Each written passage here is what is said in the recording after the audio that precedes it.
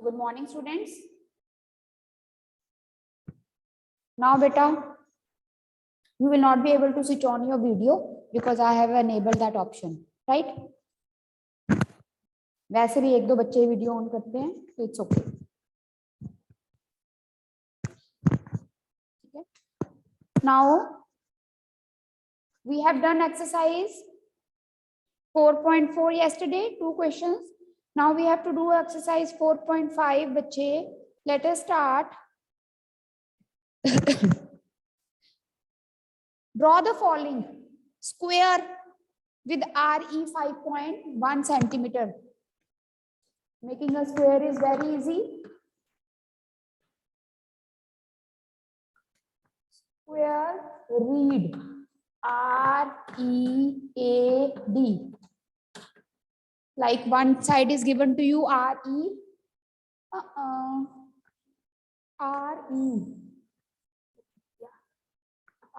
READ, and RE is given to you 5.1 centimeter. So since it is a square, therefore all the four sides are equal. So 5.1, 5.1, 5.1. Each angle is 90. Write down. Write down, beta. We know in square all the four sides are equal. We know in square all the four sides are equal and each angle is 90 degree. We know in square all the four sides are equal and each angle is 90 degree, right? So now it is very easy to make this. Hurry up, quickly make within 1 minute. Make RE 5.1 centimeter. Now what you have to do at both the points, at R point, at E point, you have to make an angle of 90 degree. 60, 120, 90 and 60, 120, 90. 90 सबको बनाना आता है, 90 बनाइए. चलिए 90 जब बनाना है, ये बात मैंने आपको बार बार बोली है कि you have to start from here, the point where the semicircle and the line intersect. अंदर से शुरू करना है 60 बनाना, ना कि बाहर से. और यहाँ भी लाइन वाली साइड अंदर से 60 बनाना शुरू करना है, ना कि बाहर से. बाहर से बनाओगे कोई नंबर नहीं मिलेंगे.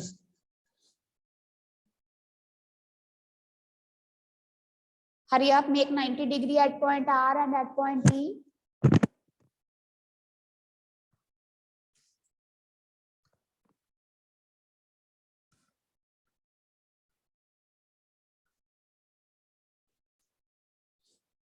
Then beta, again open the compass of radius 5.1 centimeter. क्योंकि हमें D और A पॉइंट चाहिए. हमने देखा ये भी 5.1 और ये भी 5.1. So you will open the compass of radius 5.1 centimeter. R पे रख के आर्क लगाओगे ऐसे और E पे रख के ऐसे आर्क लगाओगे. D पॉइंट आ जाएगा, ये A पॉइंट आ जाएगा. And then with the scale join DA, you will get your required square.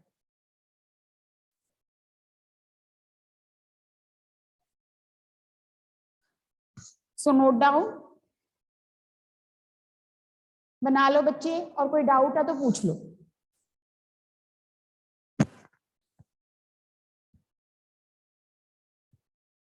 Similarly rectangle भी हमने पहले किया था.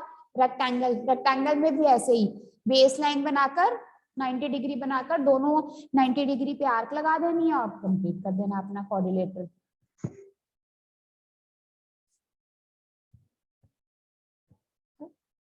शाबाश बेटा, कंप्लीट कर लो.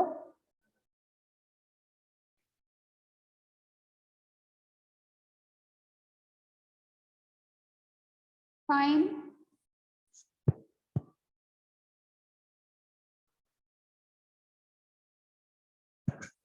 Shall I start the next one? Yes. Tell me. Shall I start the next one?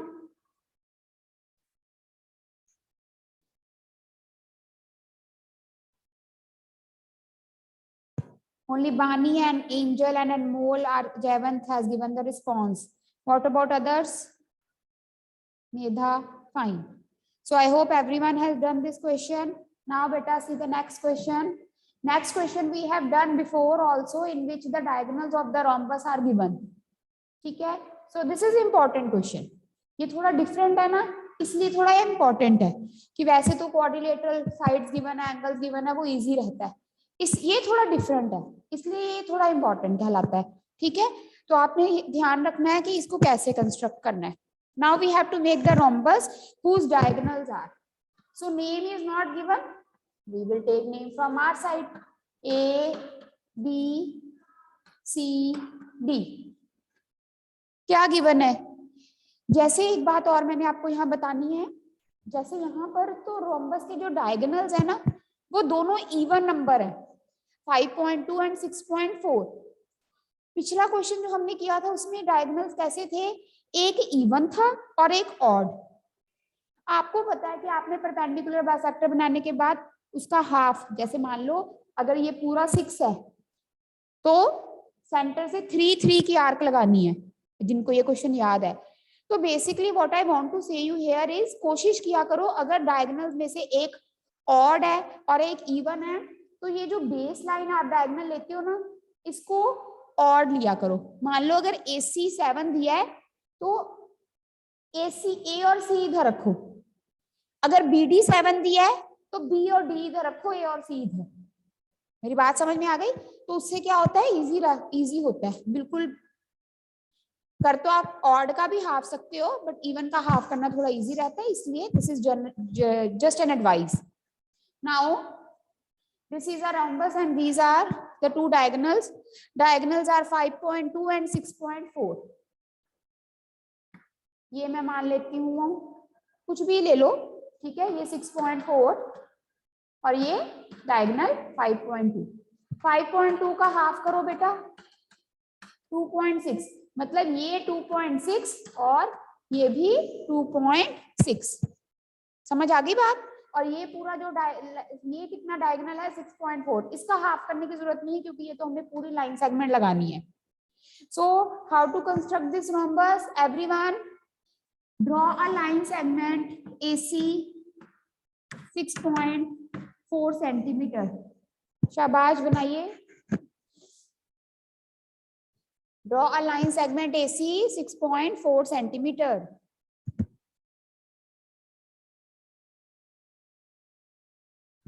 Now, if the diagonals of the rhombus are given, then you have to make the perpendicular bisector. Perpendicular bisector of this line segment. And you all know how to make the perpendicular bisector. Open the compass more than half of AC. AC का half कितना है? 3.2. मतलब major करके नहीं खोलना, more than half. IDA से A से रख के C के पास तक कितनी कंपास खोल लो. देन A पे रख के बेटा ऊपर नीचे आर्क, फिर C से रख के उन आर्क को कट करो. You will get a line passing through the center.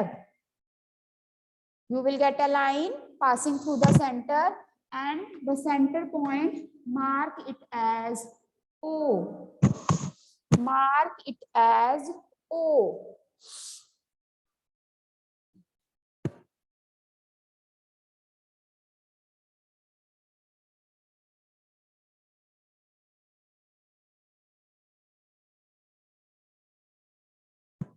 शाबाश करो बेटा.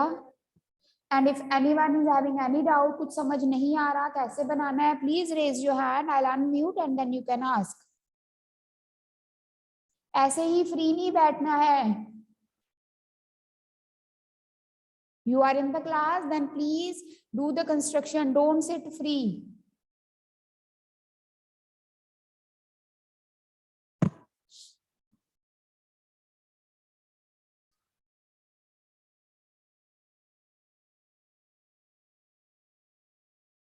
Done?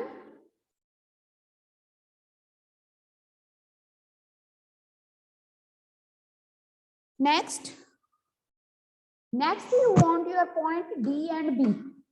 So this is the center O, like ये पूरा 5.2 है ना diagonal, diagonals of the rhombus bisect at right angle. जो रोम्बस के डायगोनल्स होते हैं वो बाइसेक्ट करते हैं, इसीलिए अगर ये पूरा 5.2 है तो ये 2.6, ये भी 2.6। So now you will open your compass of radius 2.6 centimeter। 2.6 centimetre की कंपास खोलिए बेटा, और इस O पॉइंट पे रख के आर्क लगाओ, एक ऊपर और एक नीचे। अब जहां पर ये आर्क इंटरसेक्ट, अब ये जो आर्क आप लगाते हो ये इसके ऊपर भी आ सकती है, इसके नीचे भी, ऐसे भी आ सकती है। वो डिपेंड करता है, आपने मोर देन हाफ जब खोला था तब अपनी, मतलब डिपेंड करता है आपकी ये वाली आर्क्स पे। ये आर्क्स कहाँ आती हैं, चलो ये आ गया डी, वैसे मुझे लगता है नीचे आएंगे, और ये आ गया। Then join with the scale D A D C BA and BC, and you will see all the four sides will be equal, and thereby this is your required rhombus. Complete the figure.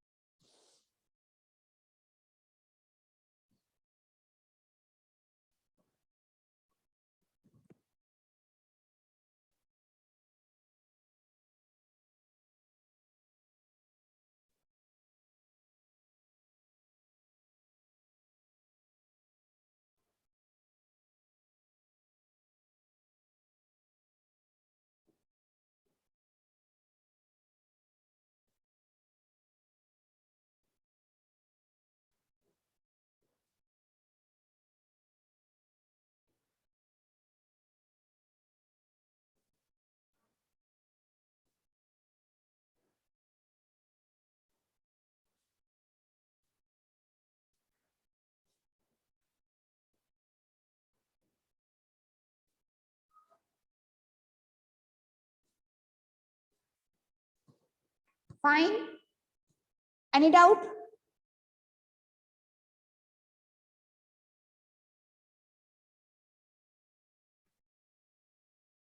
हाँ जी तनिष्का बोलो।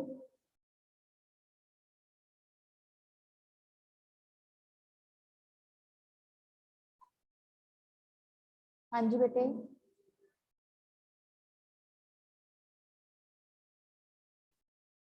No.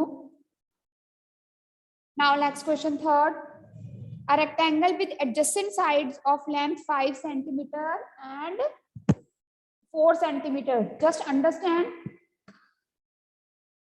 Now you have to make a rectangle. Name is not given, so name we will take from our side. And it is given the adjacent sides are 5 and 4. Adjacent मतलब साथ साथ वाली। मान लो ये 5 centimetre है, ये 4, and we know in rectangle the opposite sides are equal. ये 4 तो ये भी 4, ये 5 तो ये भी 5, and each angle is 90. तो जैसे अभी स्क्वायर बनाया था वैसे ही ये रेक्टेंगल है, 5 बनाकर यहाँ 90, यहाँ 90, यहाँ से 4 की आर्क, यहाँ से 4 की आर्क, ये बन जाएगा रेक्टेंगल। बहुत इजी है, वेरी वेरी सिंपल। बस ये ध्यान रखना है कि 90 डिग्री के एंगल सही बने, and that to you have to make with the compass, not with the scale directly कि सीधा डी से बना दिया, उसके फिर कोई नंबर नहीं मिलते। फिर पता है किसके क्या नंबर मिलता है? Half marks for this line and half marks for joining the line segment. If the question is of 4 marks, then 3 marks directly will be deducted if you will make the 90 with the scale.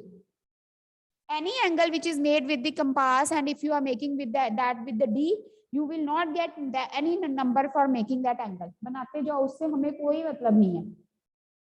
75 compass से बनता है, D से बनाओगे, it's null and void for us, no value। ठीक है जी। Now question number 4 कहते a parallelogram, understand, a parallelogram OKAY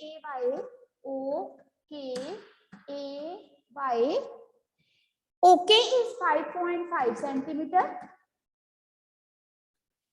KA is 4.2. Now beta, we know that in parallelogram opposite sides are equal. So ये 5.5, ये 4.2, right? And I have told you that we have seen also that in order to make our quadrilateral, any type of quadrilateral, at least we require 5 things. कम से कम हमें 5 चीजें पता होनी चाहिए.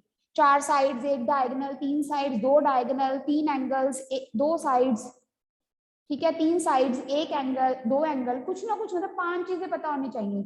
Here we know only 4 things. So, and the question is it unique? But what now it is written in the question that it is a parallelogram. वैसे this type of question doesn't come in the exam, because always in the exam what type of question comes in which you have to make the quadrilateral. Suppose आता भी है, so what you will do? You will make a line segment 5.5 centimeter and you can take any angle. Say we will, then you will write that let us take any angle at point K.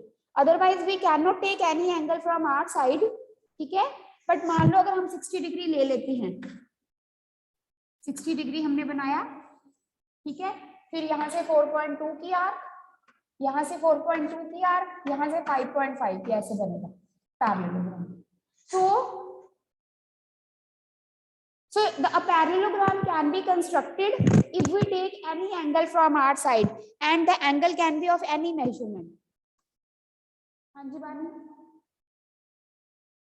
मैंने वही पूछना था कि हम 60 के अलावा कोई भी और ले सकते हैं? कुछ भी बना सकते हैं, क्योंकि 60 भी हमने अपनी मर्जी से लिया है ना. आप 10 बना लो, 20 बना लो, 60 बना लो, 120 बना लो, 90 बना लो, right? So is it unique? This is not unique because we can make a parallelogram by taking any of the angle. ठीक है, so this is not homework, this was generally to be discussed. General discuss ही करना था कि मान लो अगर ऐसा कोई क्वेश्चन आ जाता है जिसमें आपको 4 साइड्स गिवन है, ठीक है, या पैरेललोग्राम में 2 साइड्स गिवन है तो ऑपोजिट साइड्स इक्वल होती है, that is the property. You can construct this question, you can complete the parallelogram by taking any angle from your side, right? So with this we have completed our chapter and our syllabus too.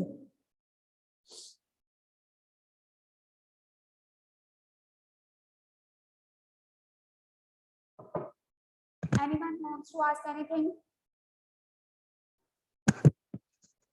And now beta, those who have not sent me any chapter for checking yet, please now make the PDF for all the chapters. Which chapters we have done? सबसे पहले हमने किया visualizing solid shapes, उससे पहले exponents and powers, right? Exponents and powers we have done after vacations. Please, I want to confirm. I think yes. हाँ जी, बोलो बेटा, कोई हैंड रेस करो. Okay, exponents and parts we have done, ठीक है. उसके बाद बेटा हमने किया विजुअलाइजिंग सॉलिड शेप, फिर हमने किया mensuration and then we have done practical geometry.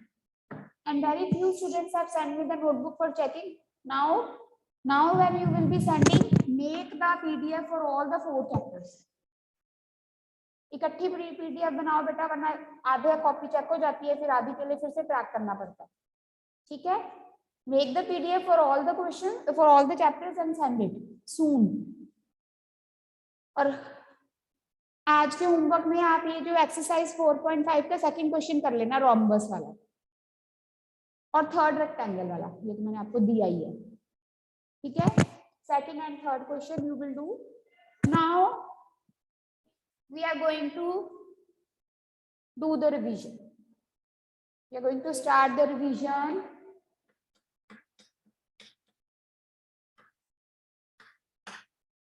Now beta, everyone in the revision you will open your rough notebooks and I will be writing the question, साथ साथ में solve करना है. Be active in the revision. साथ साथ में revise करोगे, देखना कितनी तुम्हारी टेंशन कम हो जाएगी फिर. अगर टेंशन करते हो तो।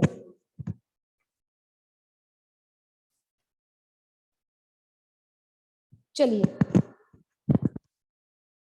फाइंड द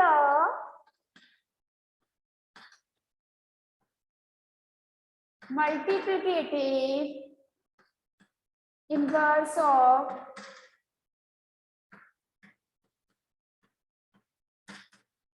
चलिए शाबाश,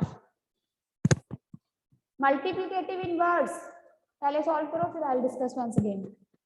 मैम होमवर्क पार्ट्स बता दो कौन से करने हैं। Trouble exercise 4.5 question number 2, question number 3, ठीक है।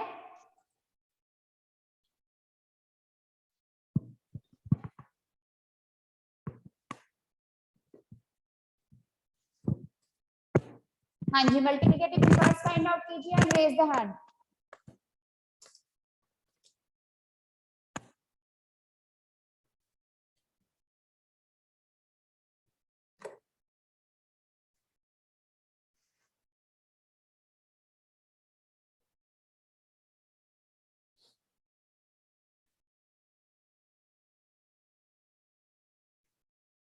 यस अपनी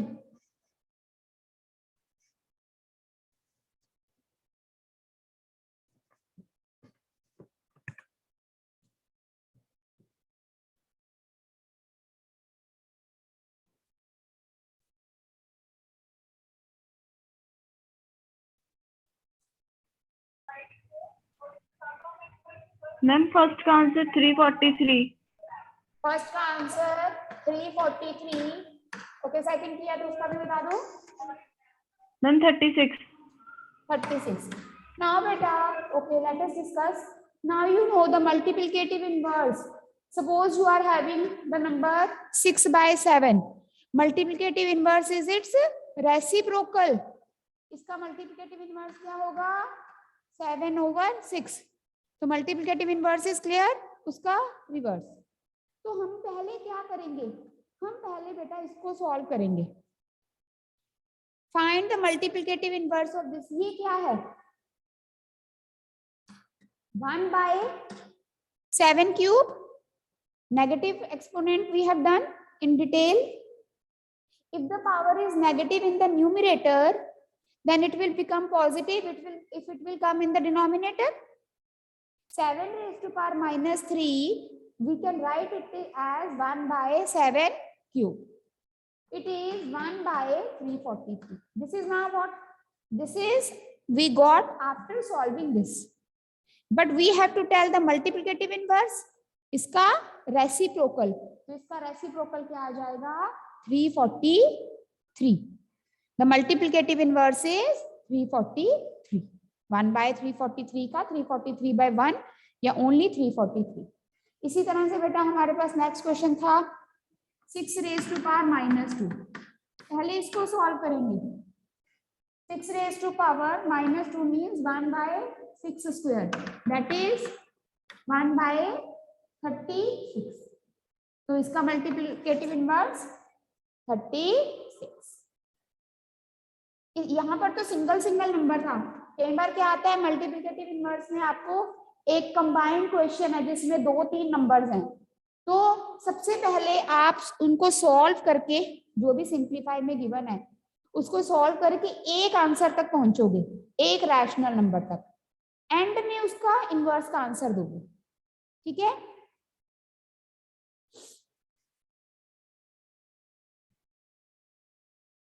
Now let us revise the laws of exponents. You have done the laws of exponents in the 7th class also, in the 8th class also we have discussed. Abni, load your hand bete. First law, सबको याद है law, एक बार फिर से discuss करेंगे। a raised to power m into a raised to power m is equal to a raised to power m plus n. If the bases are same, powers are different, then the powers will be added and means we have the multiplication sign in between, right? Similarly, a raised to power m divided by a raised to power m and is a raised to power m minus n. हमारी class में कोई जसप्रीत है? नहीं है ना? नहीं है तो ऐसे करो तरफ से।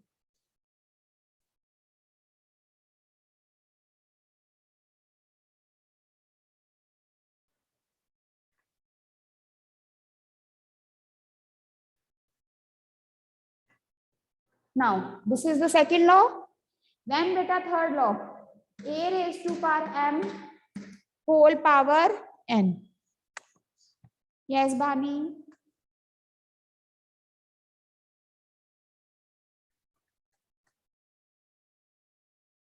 हाँ जी, मैम कोई और भी ज्वाइन हुआ हुआ जो हमारी क्लास का नहीं है? क्या नाम से? मैम कोई लूथर है, भाविक लूथर। रिमूव कर देते हैं। भाविक सिक्स्थ का में भी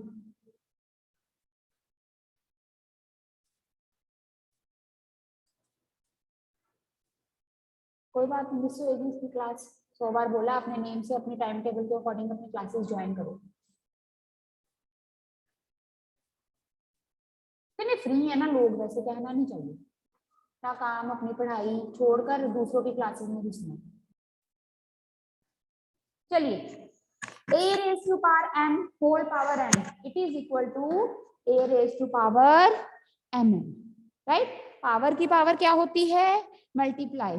उसके बाद ये हो गए, then we have a power m multiply b power m। एक ये हमारे पास लॉ है जिसमें बेसिस क्या होते हैं डिफरेंट, लेकिन पावर क्या होती है? सेम। अगर पावर बेटा सेम है और मल्टीप्लाई साइन है तो क्या करते हैं? बेस मल्टीप्लाई हो जाते हैं, पावर वही रहती है। अभी जैसे मैं आपको ये सब करवा रही हूँ तो आपको लगता होगा it is very easy, yes it is, but you will find it easy only when you will do it's practice. खुद खूब सारी प्रैक्टिस करोगे तो अच्छे से फटाफट से तुम्हें ये लर्न होंगे। अब एक ही ऑपरेशन करना है, जब हमारे बेस सेम है तो बेस वही रहता है, पावर ऐड होती है। लेकिन जब बेस डिफरेंट है तो बेस मल्टीप्लाई होते हैं, पावर वही रहती है।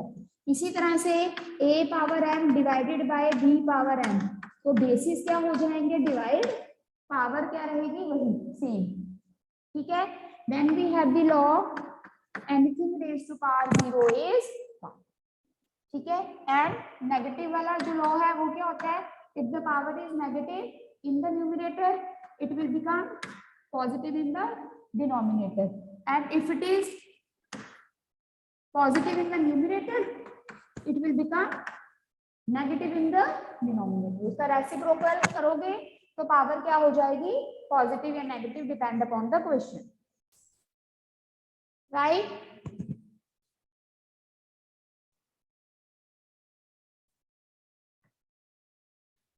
ओके,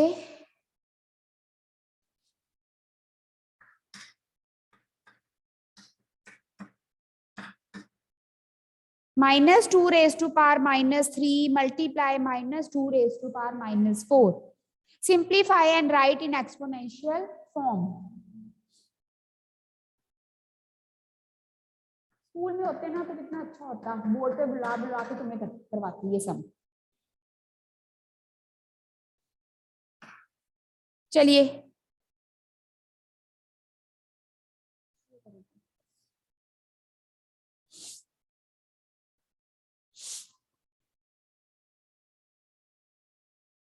हाँ जी प्रबल। मैम आपका ma'am black board ma'am clear नहीं है, तुझे ही क्लियर नहीं ब्लर है? आ रहा है मैम बहुत ज्यादा। अब तो मैं इधर लिख भी नहीं रही जहां रिफ्लेक्शन पड़ रही है, और किसको ब्लर आ रहा है? बोर्ड भाई, किसी और को ब्लर है? प्रबल देख, किसी ने हैंड रेज नहीं किया।